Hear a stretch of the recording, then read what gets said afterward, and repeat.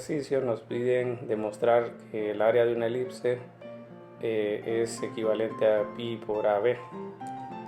Entonces vamos a graficarla para tener una noción de cómo es la función. Entonces tenemos, por ejemplo, todos estos términos, ¿verdad? A cuadrado, b cuadrado, y pues si a y b son el mismo número, ¿verdad? Entonces tenemos que lo que se genera no es una elipse, sino que una circunferencia. Pero si tenemos que a y b son distintos, entonces ya podemos obtener la forma de una elipse.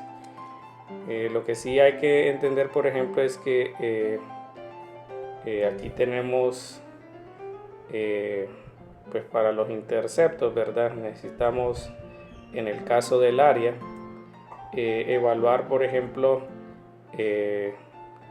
lo que sería la región que vamos a graficar.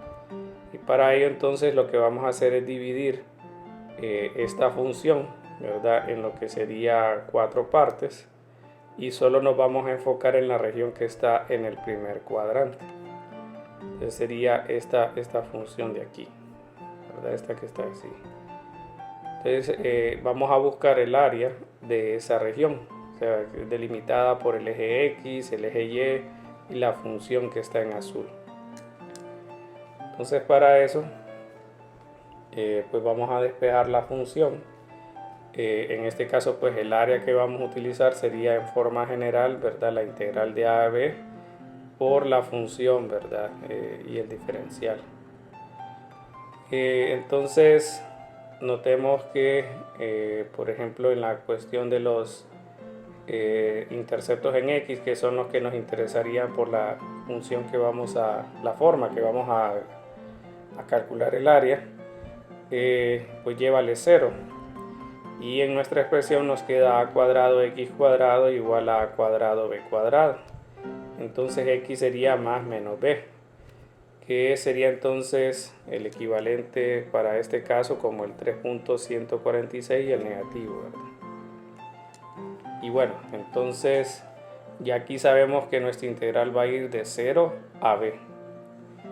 Y la función entonces vamos a despejarla para y para que nos quede de forma explícita, ¿verdad? Entonces sería b cuadrado y cuadrado igual a la 2 b a la 2 menos a la 2 x a la 2. Entonces y sería, tendríamos dos partes, ¿verdad?, positiva y negativa. Vamos a usar solo la positiva y quedaría entonces a la 2 menos a cuadrado sobre b cuadrado x a la 2. Y este se puede simplificar como a la raíz de 1 menos x a la 2 sobre b a la 2. Y esa es la función que vamos a agregar para el área. Entonces tendríamos el área, la integral de 0 a b, a la raíz de 1 menos x cuadrado sobre b cuadrado por el de x. Y esa es nuestra integral, ¿verdad?, a resolver. Y bueno, entonces vamos a resolverlo de esta manera.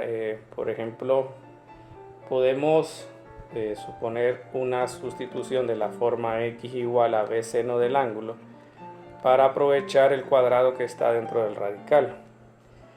Bueno, el diferencial de x sería b por el coseno del ángulo y el diferencial del ángulo. Y bueno, tendríamos nosotros esta descripción, ¿verdad?, de lo que sería nuestra sustitución. Y tendríamos, por ejemplo, el ángulo. Aquí estaríamos definiendo x, este sería b, y podemos ver de que b cuadrado menos x cuadrado sería pues ese lado del triángulo, ¿verdad? Entonces el área queda de la forma a, que es una constante. Vamos a omitir un rato los límites de integración y sería 1 menos.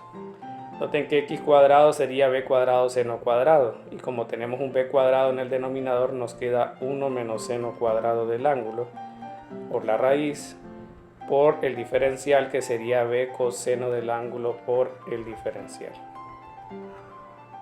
Entonces tenemos esto. Entonces ahora quedaría las constantes afuera. 1 menos seno cuadrado es coseno cuadrado y la raíz queda coseno, y nos queda entonces coseno cuadrado del ángulo. podemos usar lo que son las relaciones de ángulo doble para llegar a una expresión de seno cuadrado, de coseno cuadrado. Entonces aquí tendríamos, por ejemplo, coseno cuadrado menos 1 más coseno cuadrado de x, y aquí coseno de 2x. Lo que hace que la integral quede de la forma AB por 1 más coseno de 2 teta sobre 2 por el diferencial. Esto queda AB sobre 2, teta sobre 2, más 1 sobre 2, perdón, aquí sería solo el ángulo, más 1/2 por seno de 2 veces el ángulo.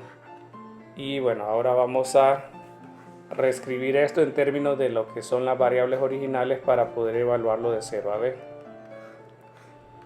Entonces nos quedaría AB sobre 2 y pues teta sería en este caso el despeje de esto, ¿verdad? Entonces si ustedes notan tenemos x igual a b seno del ángulo, pasamos b a dividir y esto nos queda de la forma seno inverso de x sobre b igual a teta.